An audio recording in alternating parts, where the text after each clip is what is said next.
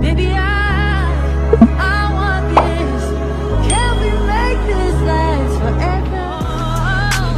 Waiting my whole life. Find someone like more for you, my whole life. This is episode 2 of Easier Said Than Done. Okay, so I wanted to talk about getting to know yourself in the wilderness and getting to know who God sees you as. Okay, so I said it's important to humble yourself and see yourself as you truly are and not who you're pretending to be for other people. So you may talk different, you may act different when you with your friends and then around your parents and then around your coworkers, but you need to try to keep the same character no matter what room you're in. But you can't really do that until you fully know who you are, and it's important for us as Christians. If we're in a room and we conform whenever we're in a certain room, then how is God going to use us to change rooms when we step into a room and we're conforming? When we acting like everybody in that room when you're not supposed to. You want to be ready to be used by God in that way. You got to learn who you are and stay that person no matter what room you're in. And inside of the wilderness is a good place to do that because it's just you and God. Normally he'll isolate you, so it's just y'all two. So when you're in that space, you can easily see yourself, see how you act. You can just easily analyze yourself because it's not a lot of stuff going on around you to where you can't fully see or focus. So that's good. And it's good to do. Something you need to do. Just learn who you are. And if you don't know like your calling or who God sees you as, you can pray to him and ask him to reveal it to you, because that's something that you need to know also, like your calling and who he sees you as. Because who you see yourself as, you could want to be a singer, you could want to be an artist, you could see yourself as a famous person or TV personality, but he may want you as something completely different. And so yeah, you're gonna need to talk with him about that and actually try to pay attention after you ask him, like, reveal to me who you see me as. Try to pay attention to what situations he puts you in and what goes around you, because that might be him showing you. Like, say you ask him what type of person you are, and then you go out to the store and you see a homeless person, they ask you for money, you give it to them. You're not really paying attention, you just did it. But that's probably God, like, hey, this is who I see you as. I see you as somebody that would give money to a homeless person. I see you as somebody that would help a little kid find their mom. I see you as somebody who would help a grandmother cross the street, like putting you in situations to show you who you are to him. So pay attention to those as well. Then you need to learn your worth as well. That's another reason why you need to ask him who he sees you as, because if you don't know your worth, you're gonna be putting yourself in situations you don't need to be in. Like with me, I didn't know my worth back in the day, so I used to always get cheated on. And so when I got in a relationship with somebody that wasn't cheating on me, I'm thinking that this is the best thing, because I'm like, I don't know how much I'm worth.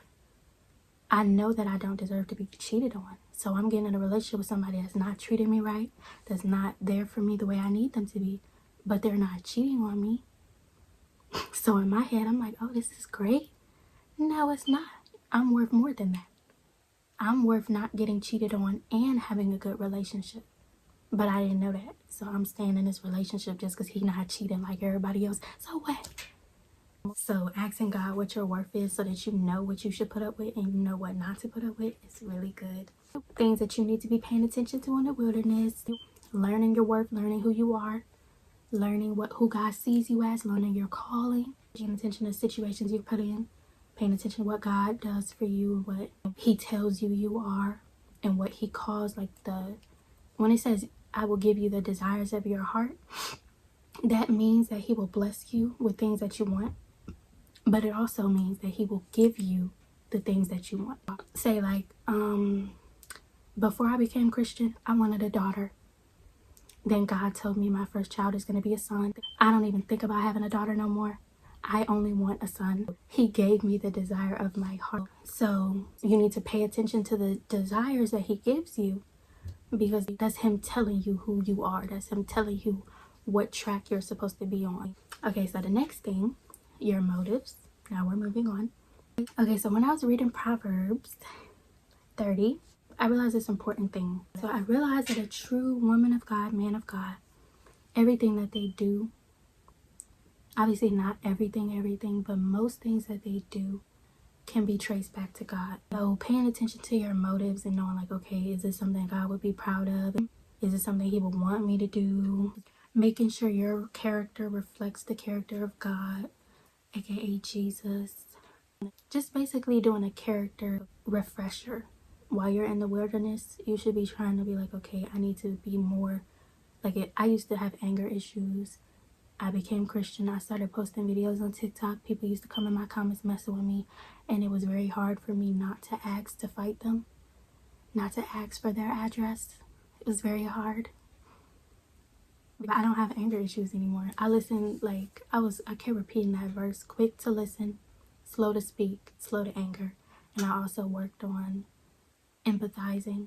But yeah, you should just be looking at your character, trying to refine your character, paying attention to your motives in the wilderness season, making sure that everything can be traced back to God, or try your best, because we're not perfect. Just try your best that, anything you do, try to make it to where it'll be like God, or glorify him, or be traced back to him. Anything that you feel like is not of God that you do, or that you have issues with, try to work on those things. We're not perfect, so don't get stressed out. But, try your best, and he'll help you. You pray to him, ask him to help you with this and that. He gonna help you. And it might be a little tough, because the way he helps us is by putting us through tests. Oh, I was talking with somebody on Instagram. She was worried about the test and everything, and like if she failed it, that, things would not happen. And I wanted to talk about that, because a lot of people think that. I used to think that. I used to think like if I wasn't doing something right, then God would just not move in my life. God does things because he loves us, and he wants to do those things. And he's not going to change his mind. He's not going to take those things away just because he's upset with us or anything. So don't worry about that. The trials and the tests, when you ask him to refine your character, he's going to put you through a whole bunch of tests that are going to help you refine your character. You ask him for help with your anger issues, he going to bring a whole bunch of people to come and try to argue with you so that you can work on your anger issues. You ask him for help with your quietness, he gonna put you in rooms where you gonna need to talk. So be ready, because that's how he refines us, with tests.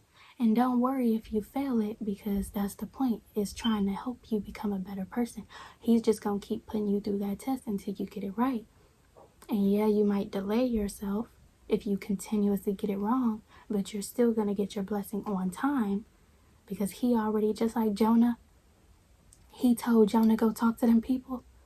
He knew he was going to run. So he told him at a time where he knew, okay, if I tell you right now, then it's going to get done on this day. The test, he knows if you're going to pass or fail.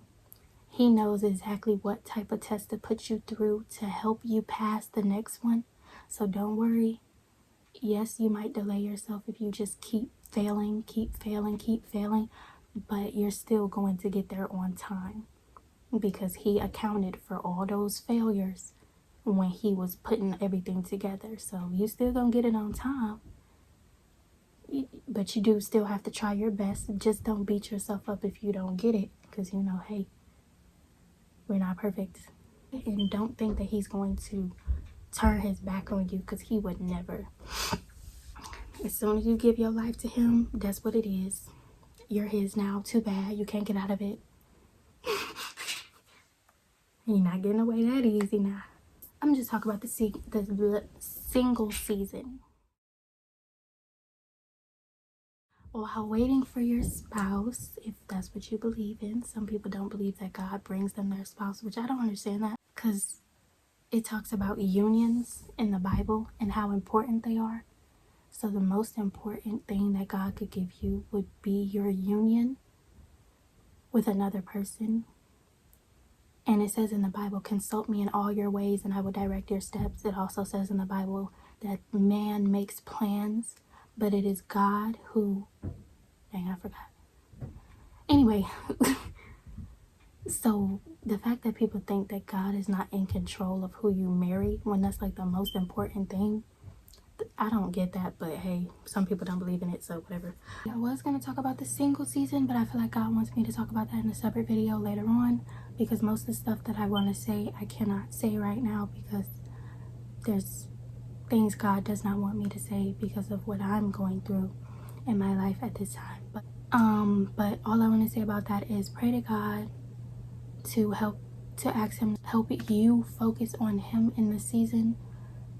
Don't be so focused on your spouse and all that you don't spend time with God and that you're not doing the other work that you need to get done in that season. Pray over your spouse, whether you know who they are or not. Cover them in prayer for protection and everything. And just focus on God. That's all I'm going to say about that for now. But, alright, goodbye.